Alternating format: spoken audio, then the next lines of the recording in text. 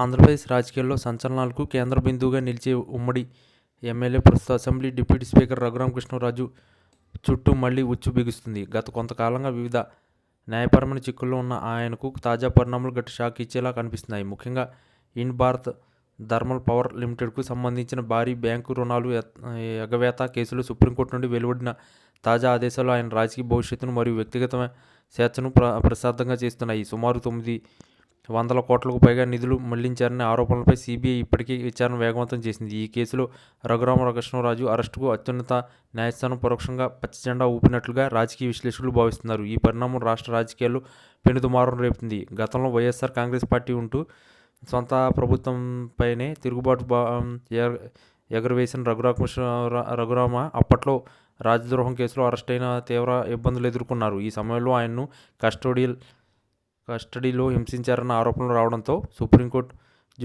జోక్యం చేసుకుని ఆయన బెయిల్ మంజూరు చేసింది. అయితే ప్రస్తుతం ఎదుర్కొంటున్న ఇండ్ భారత్ కేసు ఆర్థిక నేరాలకు సంబంధించినది కావడం, అందులో పక్కా ఆధారాలు ఉన్నట్లు సీబీఐ వాదిస్తుండడంతో ఈసారి ఆయనకు న్యాయపరమైన రక్షణ లభించడం కష్టతరంగా మారుతుంది. ఢిల్లీ కేంద్రంగా సాగుతున్న ఈ పరిణామాల్లో సుప్రీంకోర్టు దర్యాప్తు సంస్థకు పూర్తి స్వేచ్ఛను కల్పించడం గమనార్హం. ఏదేమైనా ఈ ఒక్క కేసు అరెస్ట్ చేయడానికి తగిన ఆధారాలుంటే చట్టపరంగా ముందుకు వెళ్ళవచ్చని న్యాయస్థానం స్పష్టం చేయడంతో దర్యాప్తు అధికారులు ఏ క్షణమైనా ఆయనకు అదుపులోకి తీసుకునే అవకాశం ఉంది. మరోవైపు ఈ కేసును రఘురామకృష్ణరాజు రాజకీయ కక్ష సాధింపుగా అభివర్ణిస్తున్నారు. అయినప్పటికీ ఆర్థిక లావాదేవీల చిక్కుముడులు విప్పే క్రమంలో ఆయన ప్రమేయంపై సీబీఐ సేకరించిన డాక్యుమెంట్ ఆయనకు ఇబ్బందికరంగా మారాయి.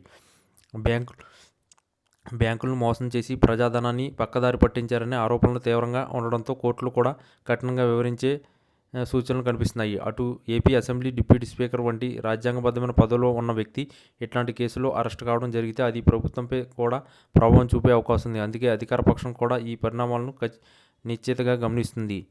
రఘురామ అరెస్టు వార్తలు బయటకు రావడంతో అటు సోషల్ మీడియాలోనూ ఇటు రాజకీయ వర్గాల్లోనూ పెద్ద ఎత్తున చర్చ జరుగుతుంది. ఒకవేళ ఆయన అరెస్ట్ అయితే అది కేవలం ఒక ఎమ్మెల్యే అరెస్టుగానే కాకుండా ఒక ముఖ్యమైన రాజ్యాంగ పదవిలో ఉన్న వ్యక్తి కేంద్ర దర్యాప్తు సంస్థలు అదుపులోకి తీసుకోవడం ద్వారా వ్యవస్థలోని పారదర్శకతను చాటి చెప్పినట్లవుతుందని కొందరు వాదిస్తున్నారు. ఏది ఏమైనా రాబోయే కొద్ది రోజుల్లో రఘురామకృష్ణరాజు రాజకీయ జీవితానికి అగ్నిపరీక్షగా మారుతున్నాయి.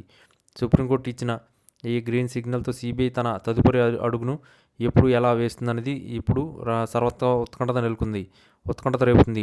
చట్టం తన పని తాను చేసుకుపోతుందని చెప్పే సంకేతాలు ఈ కేసు స్పష్టంగా కనిపిస్తున్నాయి.